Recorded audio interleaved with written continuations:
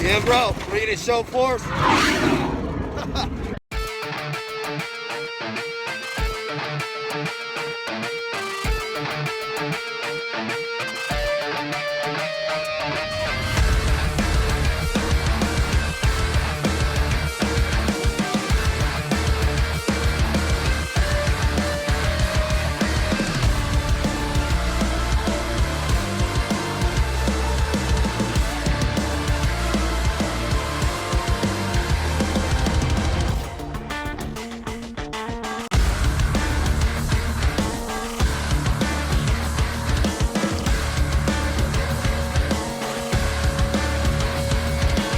Man, we are kicking it off again. We're back, dude. Brought to you by our great sponsors, man. HP-TRT.com.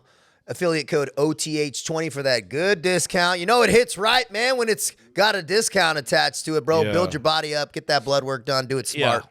And by the way, guys, I mean, when I do a cycle of Anavar and T, these guys actually can prescribe legally Anavar and a lot of other stuff. You'd be super amazed. Don't go to the black market. Don't do it yourself. Which we've all done. Yeah.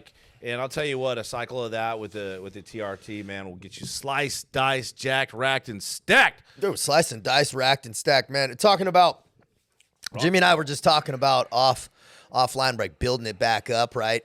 Those times when we build it back up, man, it's starting back from the bottom. Starting back. Let's talk about rock bottom. I know with you, man, you and we've talked about this at depth, man, but you have hit some rock bottoms. I have too, but let's talk about when you were your decision, like what made you pull that trigger to go into the French formation. Yeah, we saw each other in Hawaii. You were kind of on the run. I had a three-letter agency kind of up my ass. You had a couple of them. And it was like, all right, man. And then I realized, sitting in that jungle, which I had mentioned before, but I was down and out, man. I had no title anymore. No title and no money, which makes shit fucking even worse. Yeah. I had nothing to point to and nowhere to go. And the worst of it all was I had no prospects. I had nowhere to go. And in my life, that call always came at the 11th hour.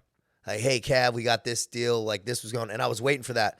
And my phone was radio silence, bro. It was radio silence, and it forced me to get honest with myself. And that moment of clarity came when I pointed all the fingers back at myself. And I realized I had been running and gunning for years, not really addressing getting kicked out of the SEAL teams, having my ego be inflated by drugs, alcohol, Adderalls, just everything, and nobody could tell me shit because there was those external validations, right? The levels of success. We had kind of mixed into some business in the civilian world of the cannabis industry and stuff. We'll get into that later. But real quick, just think, guys, I know, I've sit there many times. I'm like, I want to go join the French Foreign Legion, but it's so far off. It's so foreign. Yeah. It's literally. It's one thing. It's one thing to join, go to Blackwater or the Marines or SEALs and all this stuff. It's another to go to an entire different country and go up to them big gates. But I just wanted to set the stage of the difficulties of this. And I'll also tell you how this idea developed, because I think the development of the idea is important. So as a child, just being obsessed with commando shit and militaries and stuff, and I was all up in the library on the Dewey Decimal System, bro, aging myself a little bit, That's the thing where how you find the books, Jimmy, in case you didn't know. Dewey Decimal? Yeah, Dewey Decimal, bro. And what does a Dewey Decimal do? What the heck is that, dog? I know. And I probably came across a book, and it planted the seed of the French Foreign Legion. Yep. What it was. And the French Foreign Legion, if people aren't aware, it's a foreign military unit that's an actual formal branch of the French military. You pretty much have to be a foreigner. There's like a percent or two that are French. But it was started by an old king a couple hundred years ago to get foreigners out of his bars and causing problems and back onto the battlefield to fight for France. Cool. With the carrot of French citizenship. So it's modeled after the old Roman legions. Rome would kind of go take over these spots, and then they'd kind of get these cohesive legion units together, and those dudes would operate for 17 years and get Roman citizenship. That picture of you in the French Foreign Legion outfit, like later on, it looks like AI or something. Like that dude. Like it's so outrageous, but it's so cool. Yeah. There's a romantic thing to this too. There of is. The Legionnaire. Obviously, like you know the reality's never romantic. No, bro. No, but now, bro, you being like I think one of the only, if not the only SEAL / Foreign Legion guy. Yeah. So I always think, bro, there had to have been some Vietnam team guy that went over there or something. Like that's how I always think. There's always somebody. Yeah. There was some crazy motherfucker that you just never heard about, but it's definitely not more than Let's a few. Just say a couple. Or if there were, I'm the only validated, I should say. I would love to talk to another guy that had been. But so that idea got planted. And then when I had to go to jail after college to get off probation and serve a little bit of time to commute my probation. Why is our stories always like prison, jail, military, trouble? Yeah, dude. And so I was getting out and I started talking to these branches, right? Marines turned me down for tattoos. They said no tattoo. I had too much a percentage of my body. I was like, I'd go to the Army. Went to the Army. Army said, fucking nope, criminal background or checkered background. Now, mind you, I didn't have any like crazy felonies or bad stuff, but I just had a rack and stack of misdemeanors. And that's super sad when they turn guys down for, like I told you, that guy got out of, he was a sergeant. He wanted to re-enlist. He just came back leading Marines in Fallujah, and they didn't let him re-enlist because he had a dang bulldog on his freaking forearm, a new tattoo. That is so stupid. I love the Marines. Go ahead and pick it up, man. Well, I just wonder where those decisions, like what petri dish those decisions are made from. It's like some fucking nerd at the top that's like, I want everybody uniform. And if I could play devil's advocate, I understand what they're trying to do, but I mean, it just doesn't translate down. Like what the ironic part is Marines brought tattooing to the United States. That's they met that's how it happened. It started in the Tun Tavern in a bar. So yeah, it's dude. funny how you said the king was trying to recruit guys out of these bars and stuff. And so let's go to the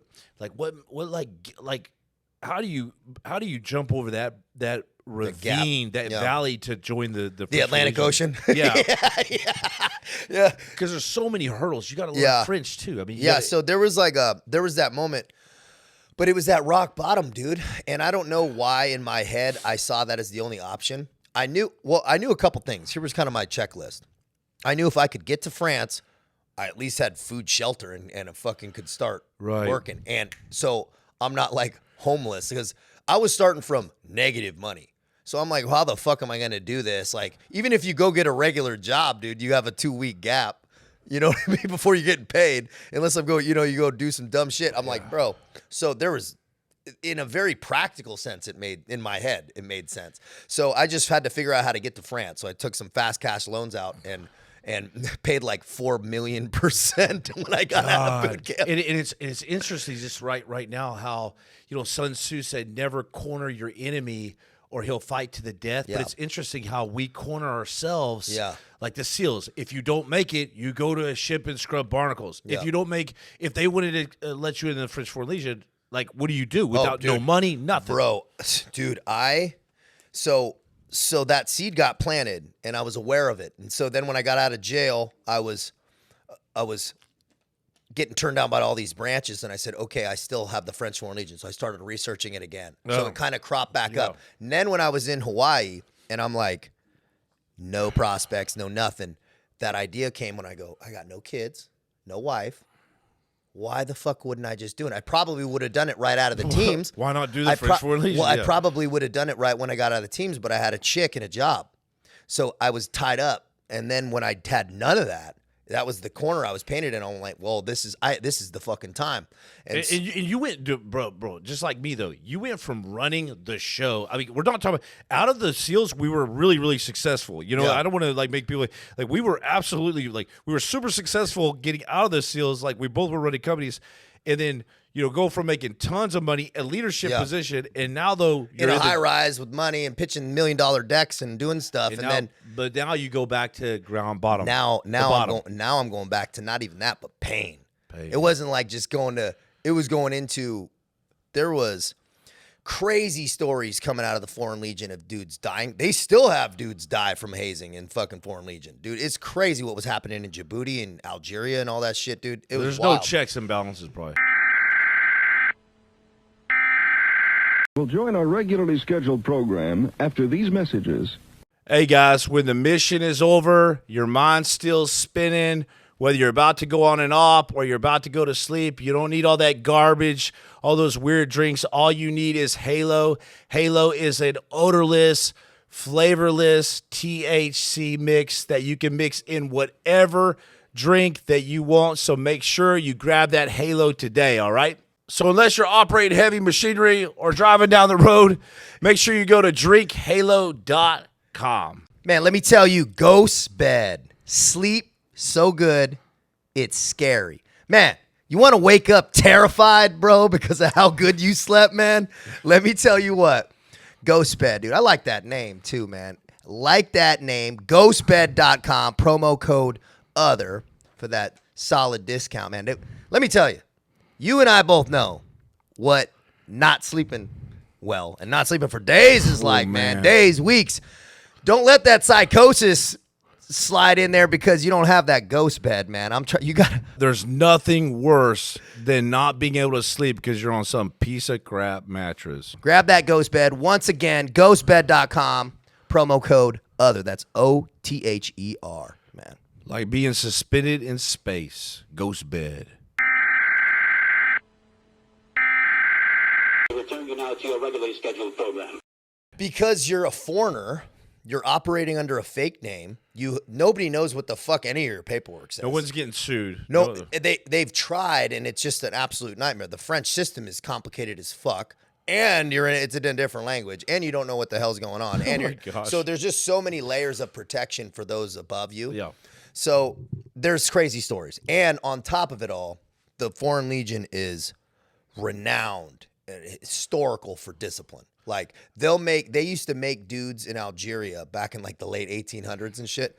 Dude, you would go to jail for like a year and it would just add on to your contract for no pay. And you'd just be building bases in the fucking desert, being buried up to your neck in sand. They got crazy stories. So I'm walking into this. I don't know what I'm walking into, but I knew it was some pirate shit.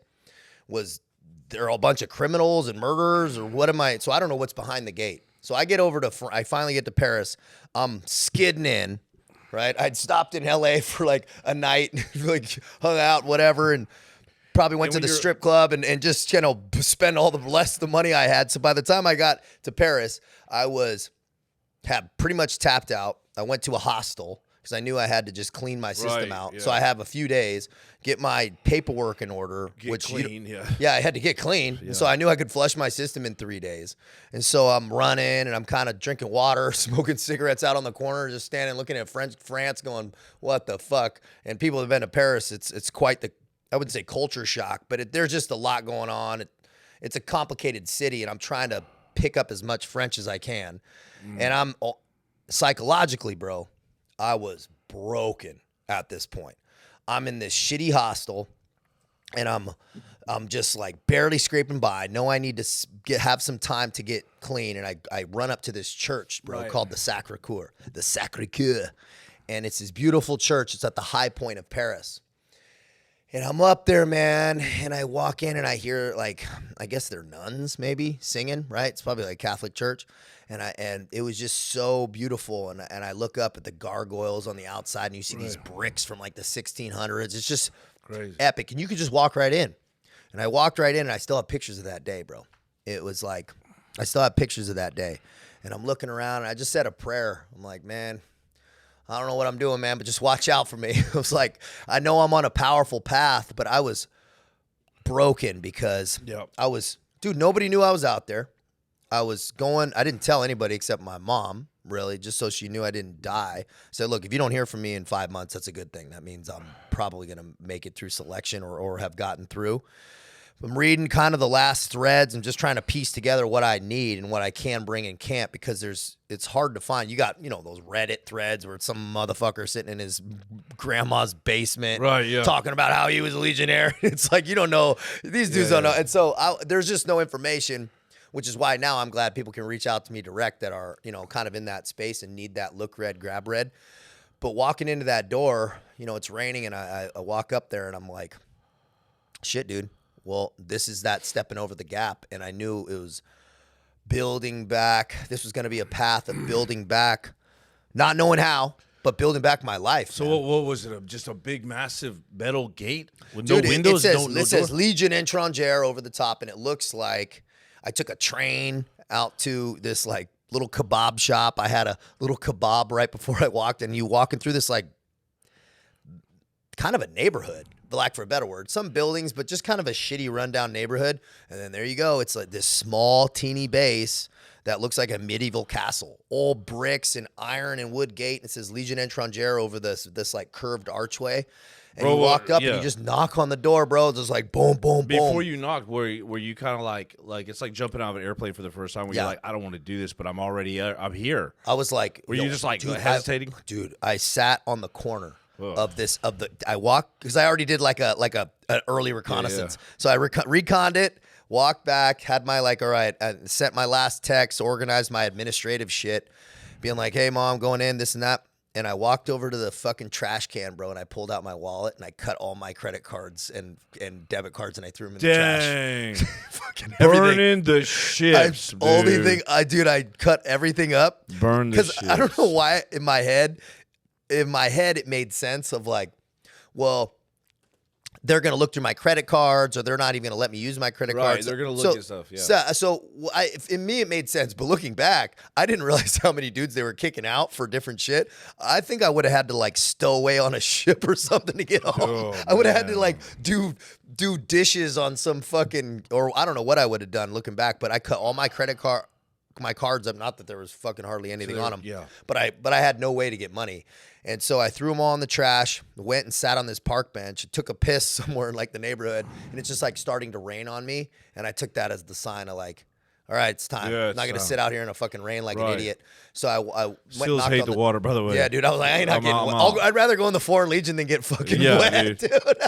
People are like, you want to do an ice bath? I'm like, are you freaking joking me, bro? Dude, like, no, bro. And so I was like, just ready to go in, and I knocked on this door, and this Mexican Legionnaire kind of opened. Then he had a FAMAS strapped across his chest, and I kind of, I've told before, but then that process in was really weird because.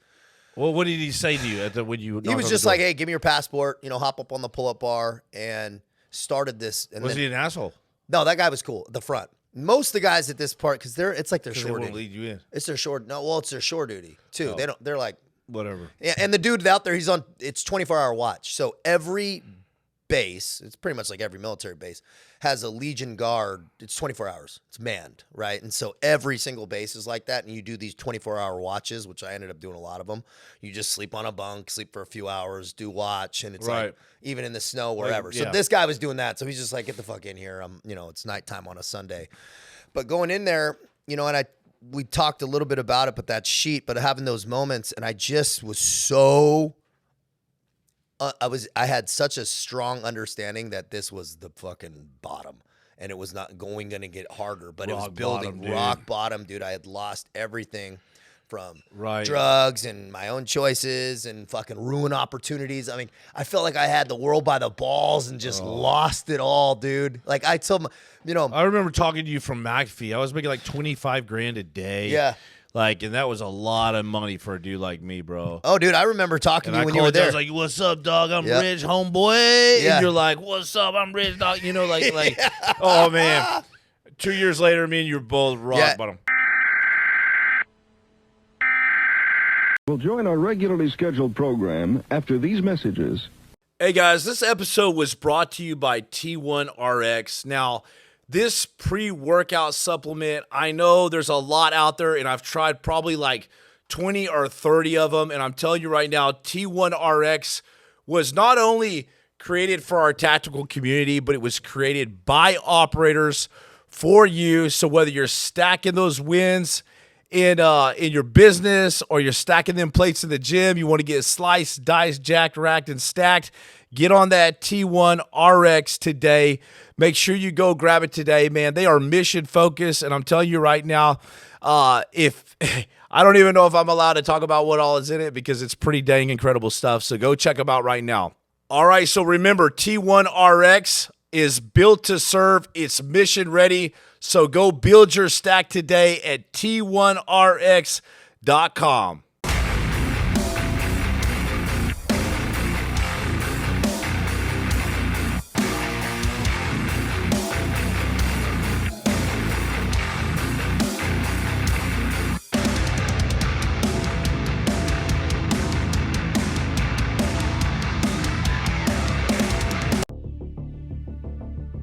Revenge is an act of passion. Vengeance is an act of justice. Injuries are revenged. Crimes are avenged. Almost a century ago, big pharmaceutical companies re-engineered medical school curriculum and faculty with one goal: putting profit before progress. Anyone pushing back against the medical matrix they carefully crafted was threatened, silenced, censored, financially ruined, or worse. They are the problem. We are the solution. You're clear to engage. Initials Mike Juliet Alpha. You're clear to engage with weapons. You're clear to engage with weapons. Don't step out, see how far away easy is.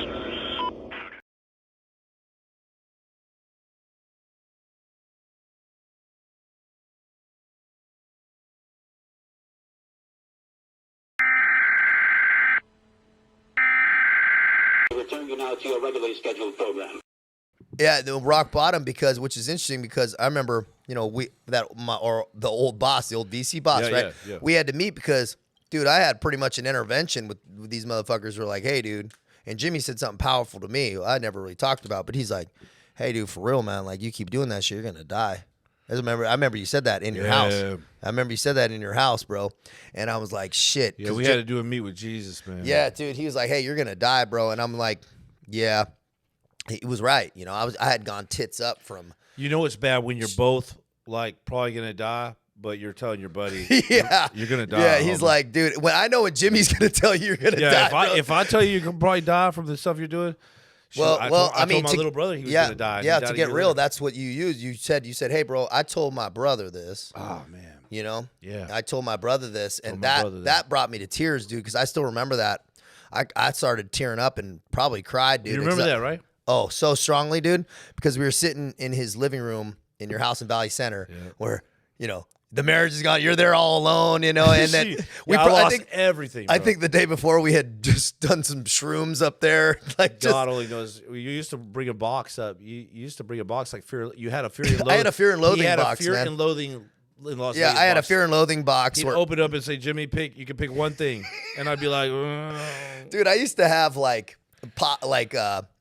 yellow sassafras and had all MDMA stuff, man. and coke and all this shit in a box, dude. It's insane looking back, box, man. bro. I used to just have this little bag and all this shit, and it's like it seemed normal. And for guys that are so watching normal. and that are pushing that pace, maybe you're in that pace now. I'm telling you, if you're kind of riding that line, and the scary part is we don't recognize it while you're in it. You don't recognize. You don't recognize it when you're. But here's the thing: if you're starting to get friction points, and there's people telling you, and there's things happening, and things are starting to get, I call them speed wobbles, or you're just completely already way off the thing, dude.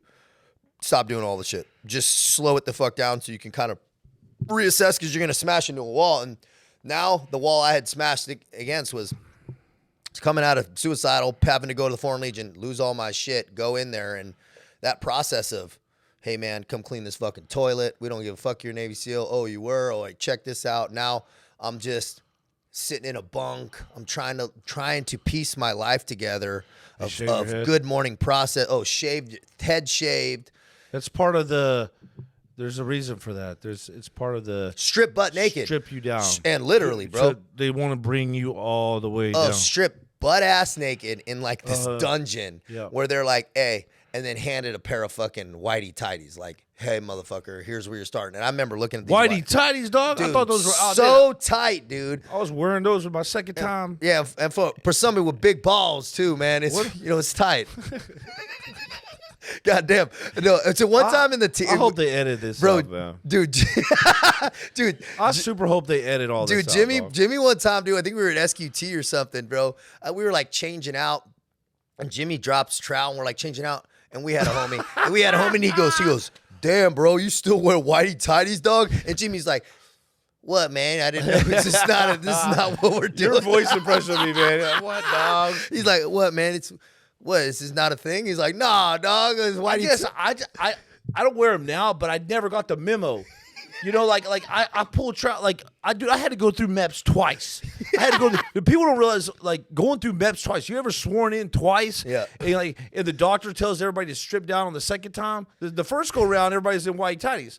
The second go around, years later, going in the SEALs, they said strip down. Everybody had boxers on. I stripped down. I had like whitey tighties, 240 pounds, just jack. No, I didn't have no neck, bro. I was huge. Yeah. And everybody looked at me just like. And the doctor's like, okay, you know. Yeah, okay. that's stripping down, dude. But there's something powerful. There's something powerful about the literal physical. You getting stripped down, dudes that have been incarcerated, things like that, and military. You're going in.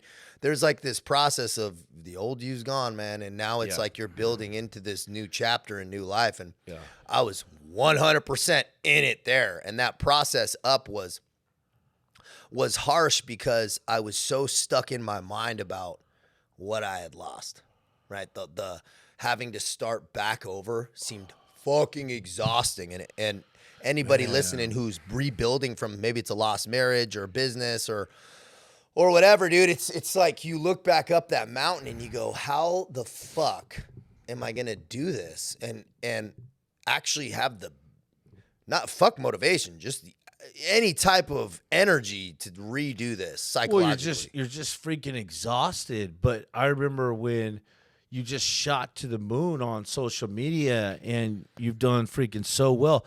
I remember checking you out and seeing you all over the place on different podcasts and stuff, thinking, man, people just don't realize, man, TCAV been through the darkest valleys. Oh, dude, and you have to. And to see you, it's like McAfee said, every man's got to be put in that bow, and you get stretched back. And you can only stretched get back, stretched dude. back Stretched so back far. on the rack, dude. On the rack. And then eventually, you get the shot further out. you get pulled back. The further you get pulled out, the farther you go, man. Yeah. So sorry, man. So No, you were in the that's exactly what it had to go. And it's that universal law. Inversely, for every action, there's equal but opposite reaction. So if you're in it right now, if you're fucking in it, and Jimmy and I were just talking about being so in it where you're doing damage control, and if you're really in it, guess what, dude? If you operate correctly, you're gonna have a crazy upward trajectory. If you're pulled down a fuck ton, man, you can build up something crazy good. Yeah, if you're high on life right now, and you're like, oh, everything's good, I'm on Mount Everest, and you're taking stuff and all this stuff, that's when you're actually like in the grave. You're going down, son. Yeah. If you're sitting there, laying in your bed thinking, man, I'm starting all over. I cannot believe I'm having to go through MEPS twice. I can't believe I'm having to do this. Can't believe I'm on house arrest at 39 years old, man. My life wasn't supposed to be like this. Yeah. That's when you got a chance. That's actually the opportunity. That's actually when you're about to be launched, but you gotta focus in on that. Yeah, and I had a mentor, and he said, it's helpful when you look at there as being no peak, and you're just consistently climbing. Yeah. So whatever success you get, whatever comes your way, you're just like, whatever. Just taking it on the chin and not letting it shift your ego. And the hard part about it is people go, oh, it won't change. Like, we're like, oh, yeah, money or things are happening, and it's like, whatever.